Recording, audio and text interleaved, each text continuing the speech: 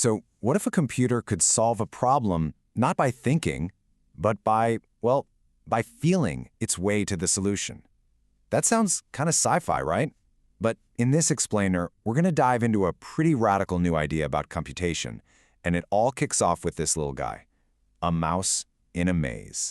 Okay, so you look at this and it seems pretty familiar, right? An AI agent, this little cybernetic mouse, just working its way through a maze. I mean, we've seen AI do stuff like this for years. But the physicists who actually designed this thing, they say this one is fundamentally different.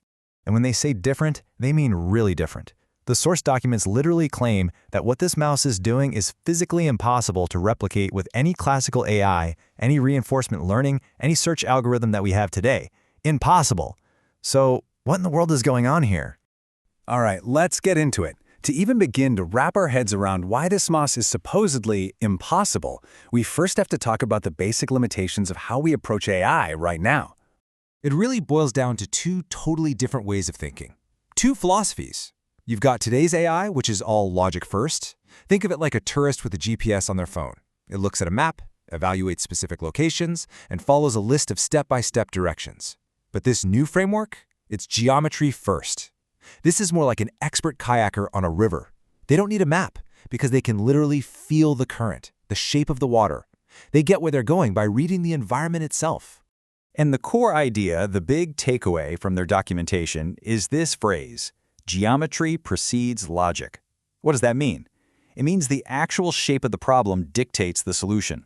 You're not applying a bunch of rules to the maze, you're letting the maze itself tell you the way out. So the formal proof of why this is so different breaks down into 5 key points. First, its whole architecture is geometric, not logical. Second, its path isn't calculated by an algorithm.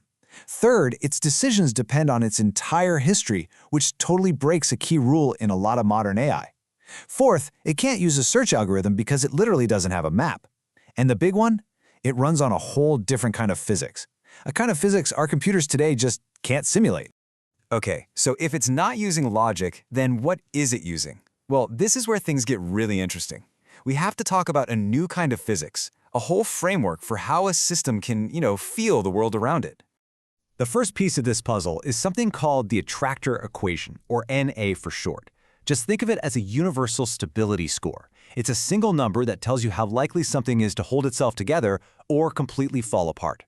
And this is where the scale of this idea just gets massive. I mean, look at this. The exact same equation can measure the stability of a giant star, the integrity of a tiny living cell, the coherence of a thought in your mind, or even the persistence of an entire society. It is a truly universal way to measure togetherness. Okay, next up we've got the thermal angular symmetry law, or TASL. So if the attractor equation is the stability score, you can think of TASL as the system's own internal thermometer. It's always measuring the thermodynamic pressure, trying to figure out if the system is heating up, cooling down, or just staying neutral. And all of this is what leads to something called interaction drift. And this is the physical basis for feeling. It's just a raw, objective measurement of how much an interaction has knocked the system out of balance. Before there's any thinking, before any interpretation, there's just this raw physical data. So, okay, we've got a stability score, we've got a thermometer, and we've got a way to feel. So how does the mouse actually use all this to make a decision? Well, that's the job of something called the manifold controller. You can think of it as the mouse's inner compass.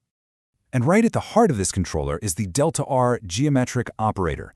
Now don't think of this like a normal computer processor. It's way more like a compass. It doesn't sit there and calculate millions of possible moves. Instead, it just reveals the very few paths that are physically possible at that exact moment in time. And check this out. The outputs are super specific. There are only 4 of them. The system isn't sorting through a million different choices. It's basically being told, hey, the only physically stable things you can do right now fit into one of these 4 geometric states. The choice isn't being made by the code, it's being made by the physics. And this just lays out the decision loop perfectly. Step 1 is feel. The system uses the attractor equation and that tassel thermometer to check its own state. Am I stable? Am I getting too hot? Step 2 is see. The delta R operator shows it which of those 4 geometric paths are actually open. And then step 3, act. The controller turns that physical reality into a real physical action. And this operator card here, this is basically the Rosetta Stone for the whole thing. It shows you the direct connection. If the system's physical state is, say, runaway, then the geometry demands the only stable path is a ground orbit, and that translates directly into one action: cooling. There's no thinking about it, no searching. The physical state is the answer. So you gotta wonder, how far can this actually go? I mean, the implications here are way, way bigger than just one clever little mouse.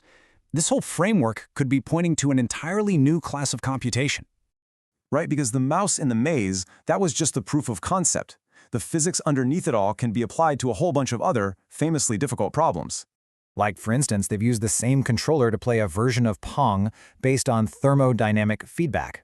It's been used to tackle the traveling salesman problem, optimizing a route just by feeling its geometric properties, and it even lays the groundwork for interaction discernment, a real physical model for what it even means to feel an interaction. But maybe the most mind-bending claim in all of this is this one right here. They say that the famous P versus NP problem, one of the biggest unanswered questions in all of computer science, is actually incomplete. And why? Because it completely misses a third category of computation that is physically real.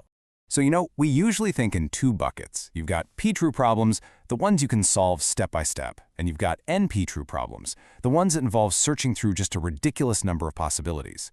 Well, this framework puts a third class on the table: IS-true.